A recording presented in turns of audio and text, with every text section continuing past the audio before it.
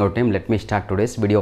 ನಿಮಗೆ ಒಂದು ಡೌಟ್ ಇದೆ ಸಂಪೂರ್ಣವಾಗಿ, ಸರ್ ಎಕ್ಸಾಮ್ 3 ಇದೆಯಾ ಅಂತ. ಆ ಒಂದು ವಿಡಿಯೋವನ್ನು ಮಾಡ್ತಾ ಇದ್ದೇನೆ. ಎಕ್ಸಾಮ್ 3 ಈ ವರ್ಷ ಇಲ್ಲ sir, only exam 1 and exam 2. Exam 2ನೇ ನಿಮ್ಮ ಫೈನಲ್ ಎಕ್ಸಾಮ್ ಆಗಿರುತ್ತದೆ.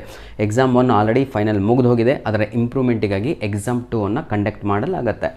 ಇದಾದಮೇಲೆ ಇನ್ನೊಂದು ಡೌಟ್ ಇದೆ ನಿಮಗೆಲ್ಲರಿಗೂ ಕೂಡ, ನಮ್ಮ ಸೈನ್ಸ್ ವಿದ್ಯಾರ್ಥಿಗಳಿಗೆ. ಅದೇನು ಅಂತ ಹೇಳಿದರೆ, ಸರ್ ನಮಗೆಲ್ಲರಿಗೂ ಕೂಡ ಏನಂತೀರ ತಗೊಳ್ಳೋ KCET ಎಕ್ಸಾಮಿಗೆ ಈ ಎಕ್ಸಾಮ್ 2 ಏನಾದರೂ ನಾವು ಬರೆದ್ರೆ ಅದರಲ್ಲಿ ಒಳ್ಳೆ ಮಾರ್ಕ್ಸ್ ಬಂದರೆ ನಮ್ಮ KCET ಅಂದರೆ ಕೌನ್ಸಿಲಿಂಗ್ ಟೈಮಲ್ಲಿ ಆ ಒಂದು ಮಾರ್ಕ್ಸ್ಗಳನ್ನು ಕನ್ಸಿಡರ್ಡ್ ಮಾಡ್ತಾರ ಅಂತ.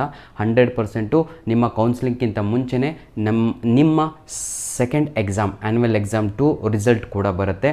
ಆ ಅಂಕಗಳನ್ನು, ಆ ಮಾರ್ಕ್ಸ್ಗಳನ್ನು ಅಲ್ಲಿಗೂ ಕೂಡ ಕನ್ಸಿಡರ್ಡ್ ಮಾಡಲಾಗತ್ತೆ. ಕ್ಲಿಯರ್? ಏನು ಡೌಟ್ ಇಲ್ಲ ಅಂದ್ಕೊಂಡಿದ್ದೀನಿ ಮಕ್ಕಳೇ. ಧನ್ಯವಾದಗಳು. ನಿಮ್ಮ ಪ್ರೀತಿ ವಿಶ್ವಾಸ ಸದಾ ಹೀಗೆ ಇರಲಿ. ಏನನ್ನು ಓದಬೇಕು, ಎಕ್ಸಾಮ್ 2 ಪ್ರತಿಯೊಬ್ಬರು ಕೂಡ ಕಟ್ಟಬೇಕು ಸರ್. ನೋಡಿ ಸರ್, 10 ಮಾರ್ಕ್ಸ್ ಜಾಸ್ತಿ ಬಂದರೂ ಕೂಡ CETನಲ್ಲಿ ಬೇರೆ ರ್ಯಾಂಕೇ ಆಗಿರುತ್ತೆ.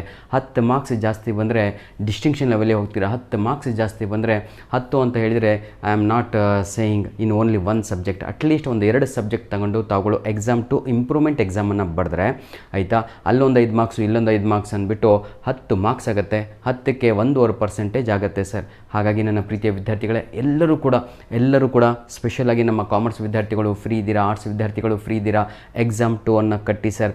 ಒಂದು ಸಬ್ಜೆಕ್ಟಿಗೆ 175 ರೂಪೀಸ್ ಓನ್ಲಿ ಅಂದರೆ ಅರ್ಥ ಆಗುತ್ತಲ್ವಾ? ಧನ್ಯವಾದಗಳು. All the best. God bless you all.